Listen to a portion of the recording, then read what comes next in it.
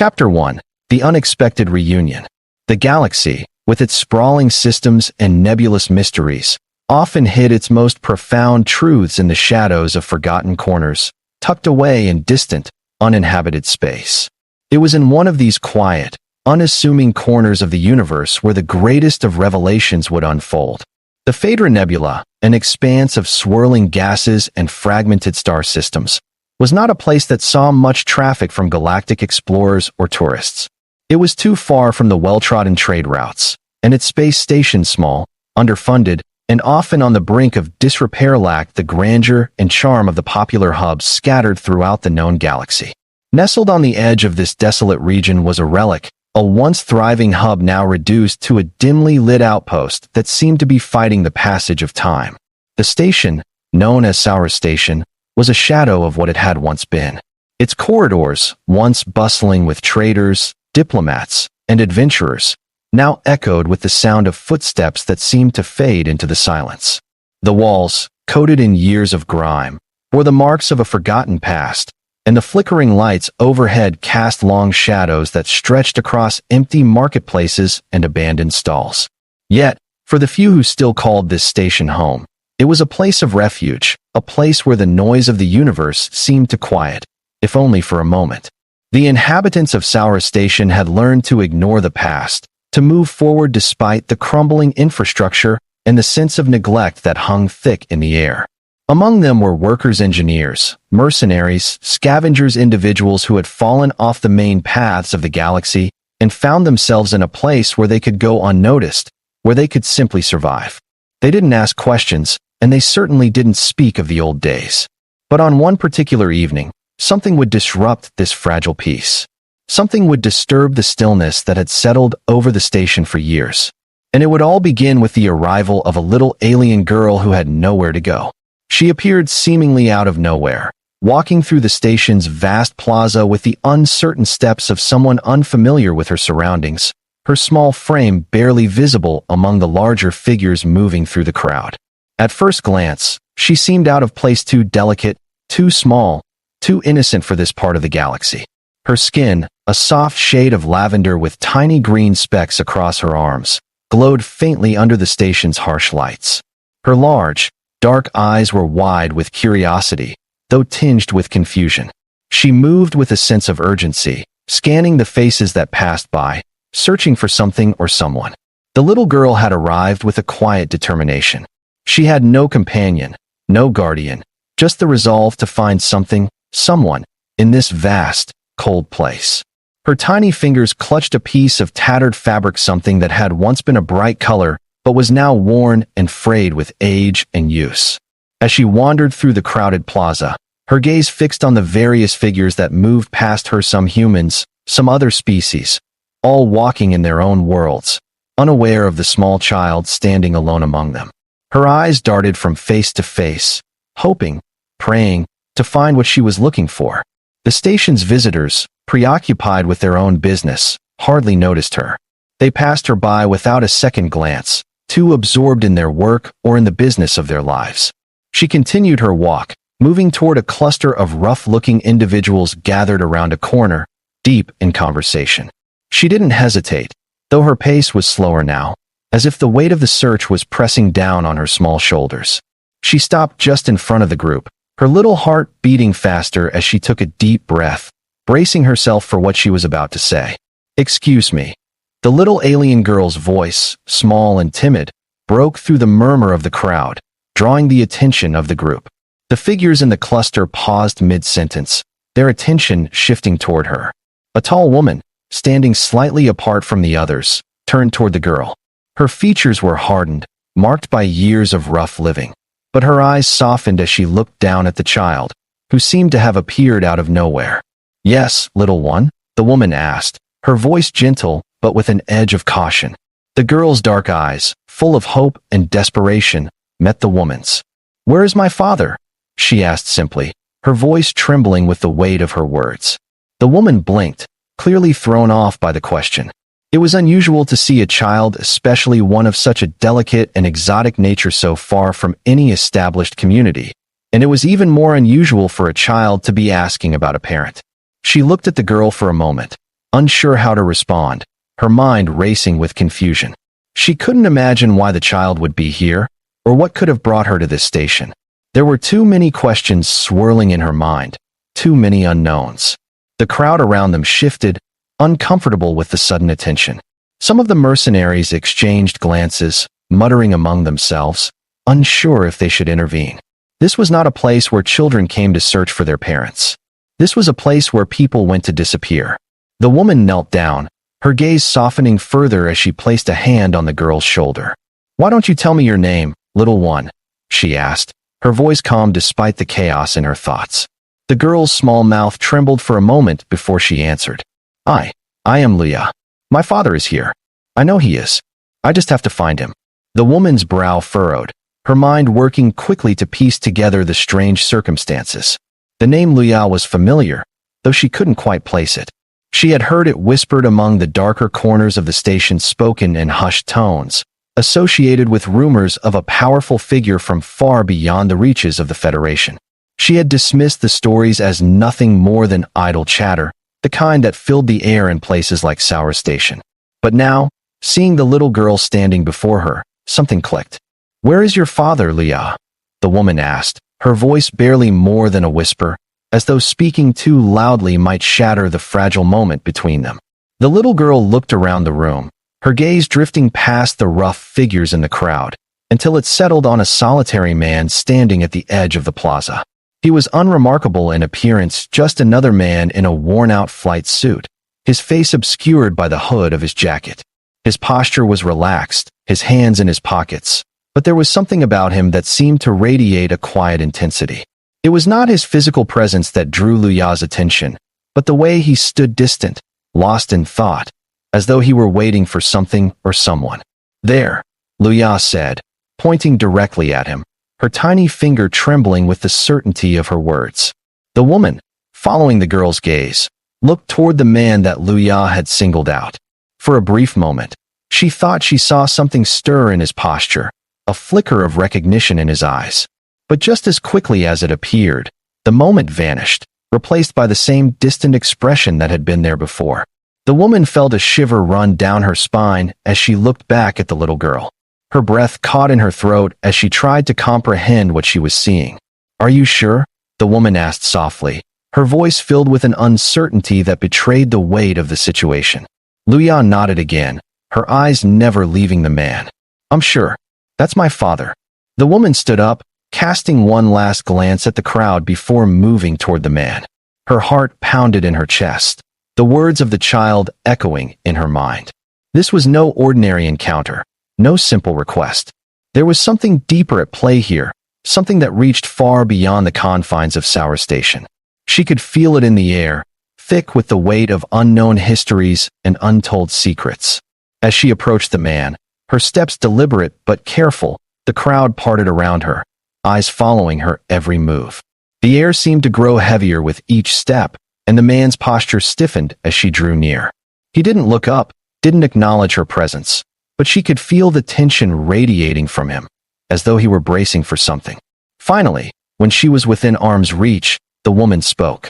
"Are you the father of the little alien girl?" she asked, her voice calm, but laced with a mix of curiosity and apprehension. The man's shoulders tensed, and for a moment, it seemed as though he hadn't heard her. Then, slowly, he turned to face her, his eyes locking onto hers. There was a brief moment of recognition, a flash of something buried deep within his gaze, but it quickly dissipated, replaced by a guarded indifference. He said nothing at first. He simply looked at the woman, as though weighing her words, as though deciding whether or not to trust her. The tension in the air was palpable, and then, finally, the man spoke. "Yes," he said, his voice low and strained, "I'm her father. But that's a story for another time." And with those words, the woman felt the weight of their shared past settle into the space between them. She had no idea what had brought this man and the little alien girl to Sour Station, nor what connections existed between them, but it was clear that their reunion was only the beginning of a far more complex story. As the man turned and began to walk toward the child, the woman stepped back, watching as the two figures, father and daughter, reunited in silence. The galaxy had a way of hiding its most significant stories in the least expected places, and Sour Station, with its faded walls and forgotten memories, had just become the stage for one such tale. But the question remained, what would happen next? The woman watched as the man slowly approached the little alien girl. His steps were deliberate, as though he were steeling himself for the inevitable confrontation. The crowd, who had been murmuring just moments before, now stood utterly still, their eyes riveted on the unfolding scene. The air felt thick with anticipation, and even the few who had been busy with their own affairs had paused to witness what could only be described as a long-lost reunion. The child, Luya, had not moved from where she stood, her small hand still pointing toward the man, her gaze unwavering. It was as though she knew she felt that this was the moment that would change everything. The woman, standing at the edge of the scene, felt a knot tighten in her chest. She hadn't expected anything like this today. In fact, she had only come to Sour Station for some routine errands. But there was something about this interaction, this sudden revelation of a father and daughter meeting after what seemed like an eternity, that felt both ancient and immediate, as though the universe itself had woven this moment into the very fabric of time. The man, with his rough exterior and a demeanor that seemed built by years of survival in the outer fringes of space, stopped a few feet away from Luya. His gaze flickered down to the child, and for the first time, the emotion in his eyes betrayed him, a mix of disbelief, fear, and something much more profound, love. Luya, he muttered, almost as if the name itself felt foreign on his lips. You're really here. The little girl's eyes softened as she took a tentative step forward. Father? She asked, her voice barely a whisper, yet filled with a hope that seemed to echo through the silence of the station. The man knelt down, his hands shaking slightly as he reached out to her. Yes, it's me, he said, his voice thick with emotion. I never thought I'd see you again. Without another word, Luya rushed into his arms, clinging to him with all the strength her small body could muster. The crowd around them stood frozen in place, the scene before them almost too intimate, too raw to interrupt. The man held her close, closing his eyes as if trying to absorb the reality of the moment. After so many years of uncertainty, of being lost in the depths of space, of running from enemies and his past, here she was his daughter, alive and searching for him. The woman who had watched them for a moment longer than she should have stepped forward now, approaching cautiously as the two figures embraced. How did she find you? She asked softly, her curiosity breaking through her earlier caution. The man's eyes opened slowly, and he met her gaze. His expression was unreadable, but the weariness in his face was undeniable. It's a long story, he said quietly, glancing down at Luya, who was still holding him tightly, as though afraid he might disappear again. She must have found me through some cosmic coincidence, or maybe it's fate. I don't know. All I know is that I owe her an explanation. Before the woman could respond, the sound of footsteps echoed in the distance. A few of the rough-looking figures who had been lingering nearby had begun to move closer, drawn by the curiosity of the scene unfolding. They weren't the only ones. News of the reunion of a father reunited with his long-lost daughter was bound to spread quickly across the station. Sour Station, as quiet and forgotten as it had been, was not immune to the whispers of its inhabitants. The man stood up, his arm protectively around Luya as he faced the crowd. There was a sharpness in his eyes now, a readiness to confront whatever came next. He had spent too many years running, hiding from his past, from the people who sought to destroy him. But now, with his daughter back in his arms, he realized that he had no more fear. She's my daughter, he said, his voice commanding yet calm, and I'll be damned if anyone tries to take her from me again. Chapter 2. The Shadows of the Past. The quiet atmosphere that had once enveloped Sour Station was shattered. The brief reunion of father and daughter had ignited a firestorm of questions that no one could quite answer. The whispers among the mercenaries and travelers who frequented the station began to ripple outward, like the first pebble dropped into a still pond.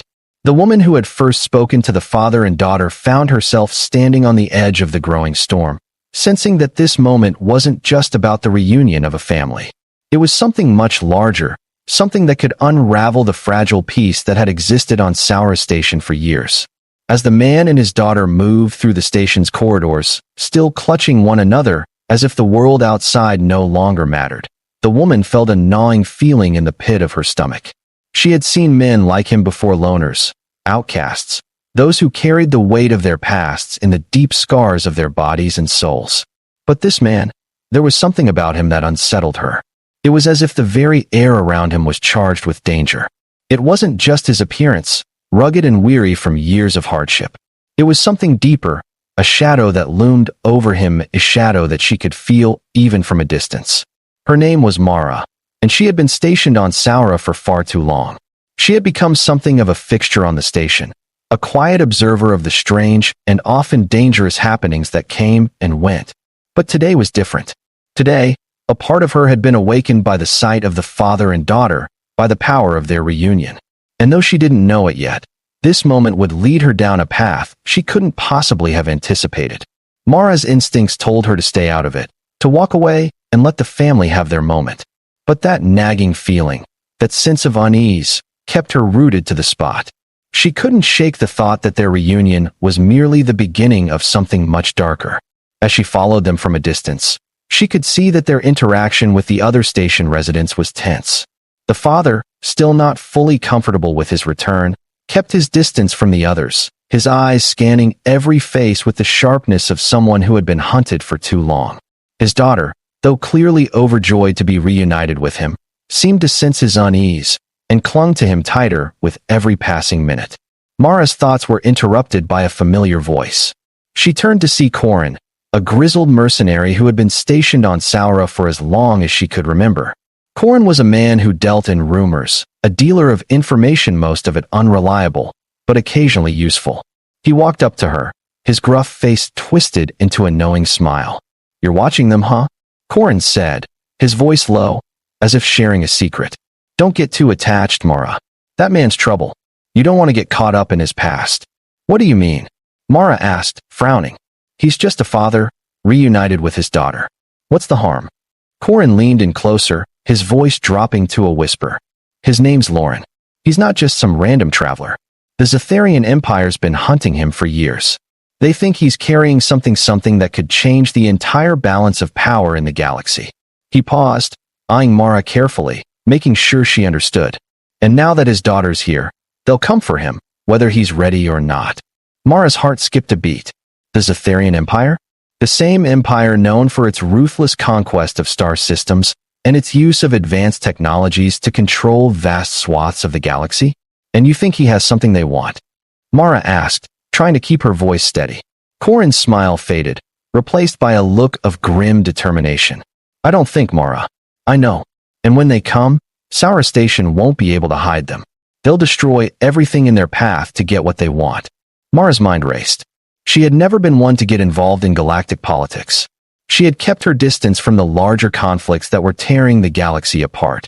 But something about this situation, about Lauren and his daughter, was too significant to ignore. "I'll keep an eye on them," Mara said, her voice firm. "But if they're in danger, I need to know what we're up against." Corin's gaze hardened, and he nodded slowly. "You're making a mistake, Mara. But it's your choice. Just don't say I didn't warn you." Mara watched as Corin turned and walked away, his heavy boots echoing in the silence of the station's corridor. The weight of his words settled in her chest like a stone. She didn't want to get caught up in whatever Lauren's past was, but the truth was she already was.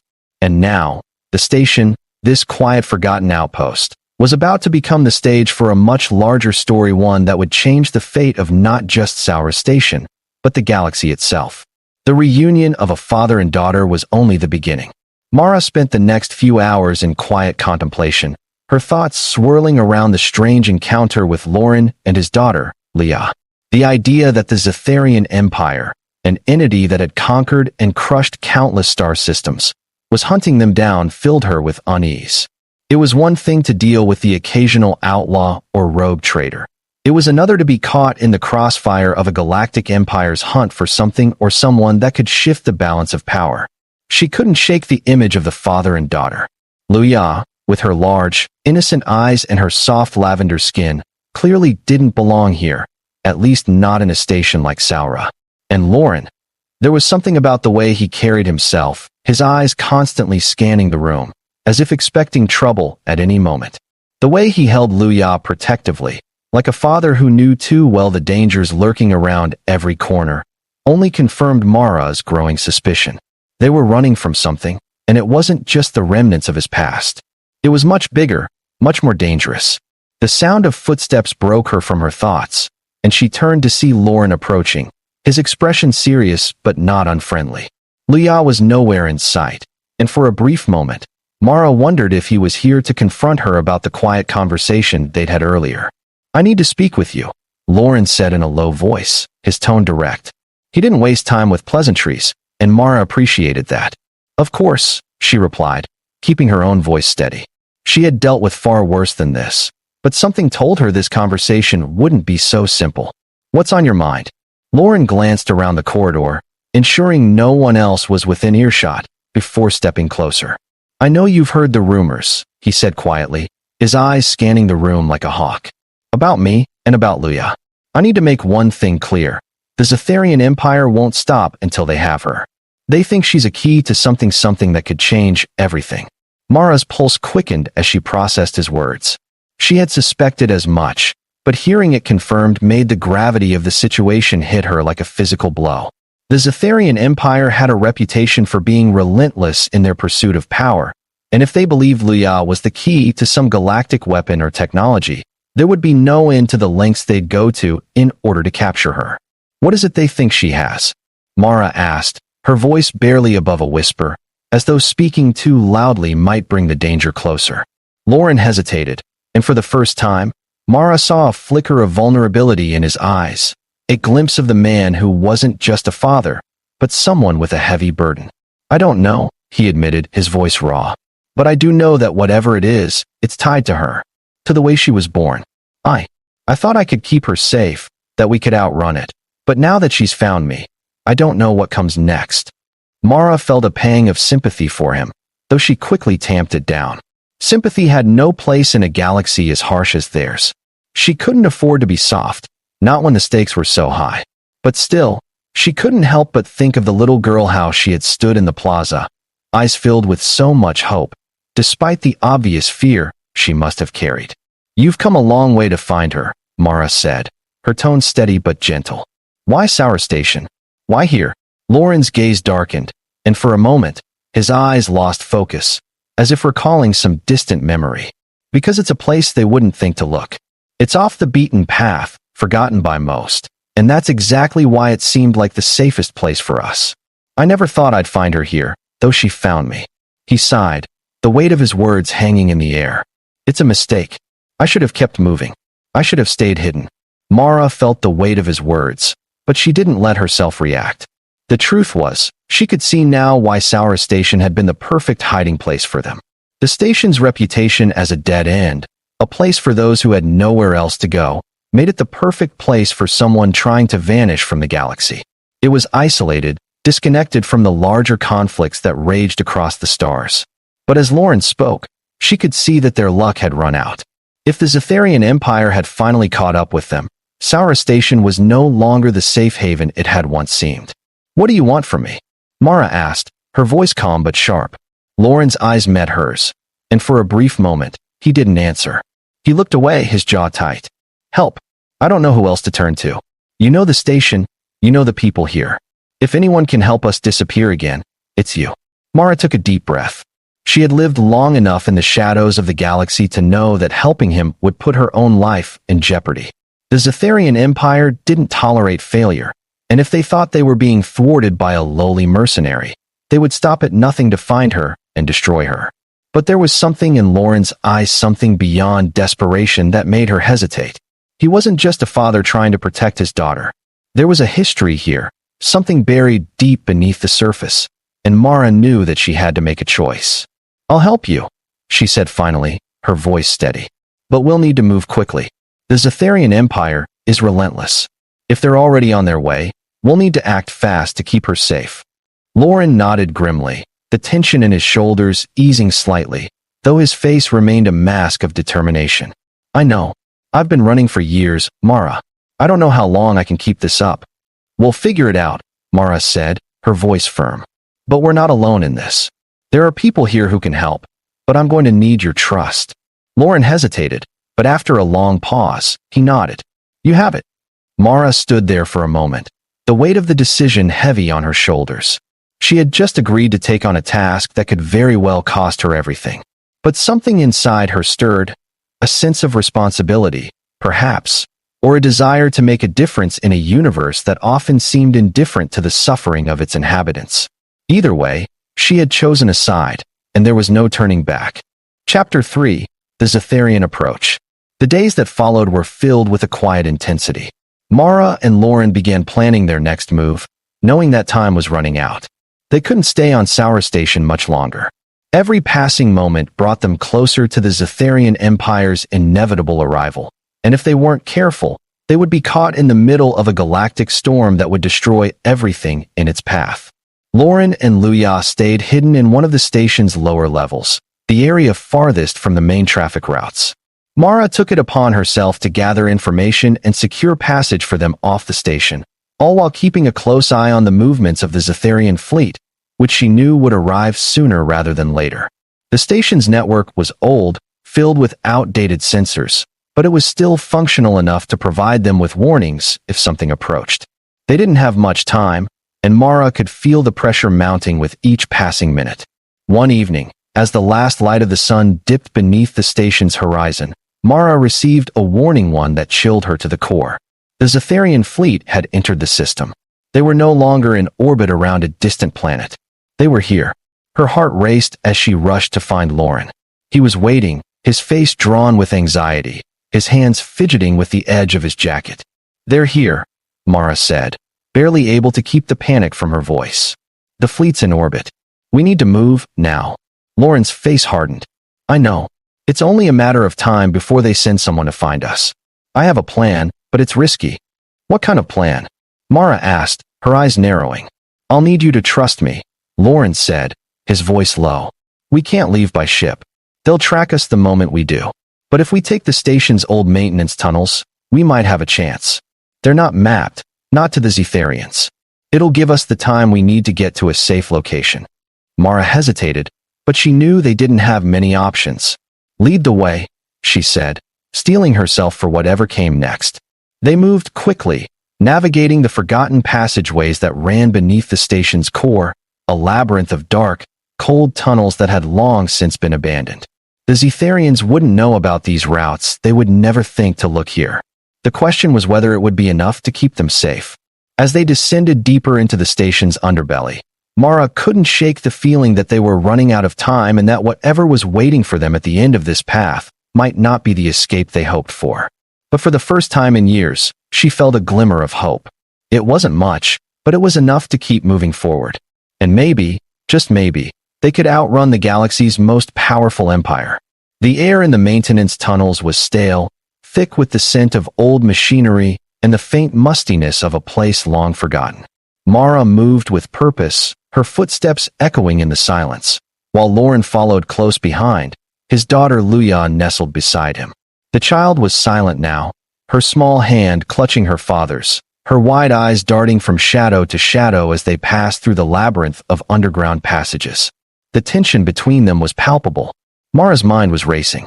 Every decision now felt like a matter of life and death. They had no idea how long they had before the Zetharian forces landed, or how far they could go before their escape route would be compromised. The Zetharian Empire's vast resources could track them down anywhere in the galaxy, but the maintenance tunnels, hidden beneath the structure of the station, were a mystery even to those who lived on Saura.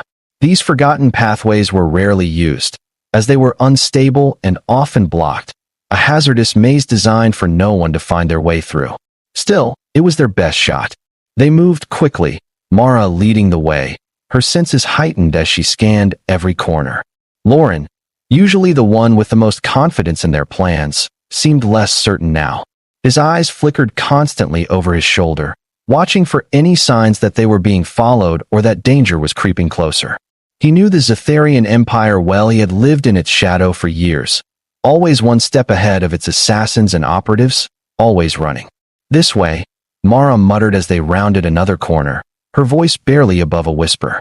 The tunnel ahead was even darker, the old wiring hanging from the ceiling in jagged strands, the flickering lights casting unsettling shadows on the walls. Lauren nodded and pulled Luya closer, her small form moving easily between his legs. "How far until the escape point?" he asked, his voice hoarse from the tension. "It's just ahead," Mara replied, her face grim. "We'll have to climb up to one of the maintenance shafts.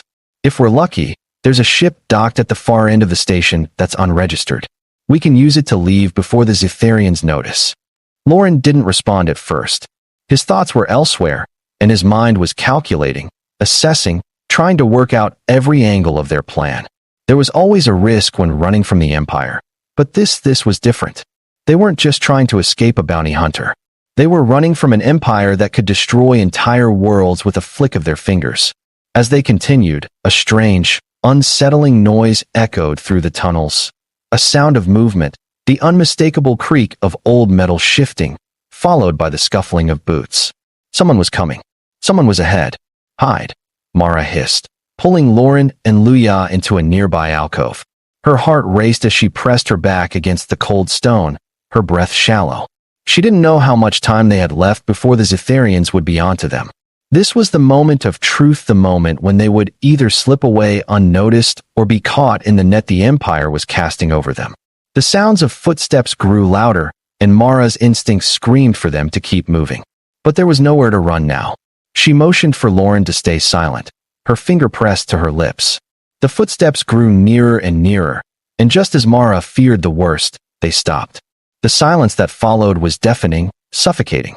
Then, from the darkness ahead, a voice spoke. "Are you sure they've been here?" It was deep and cold, the voice of someone who had lived a life of commanding others to obey. Mara's blood ran cold.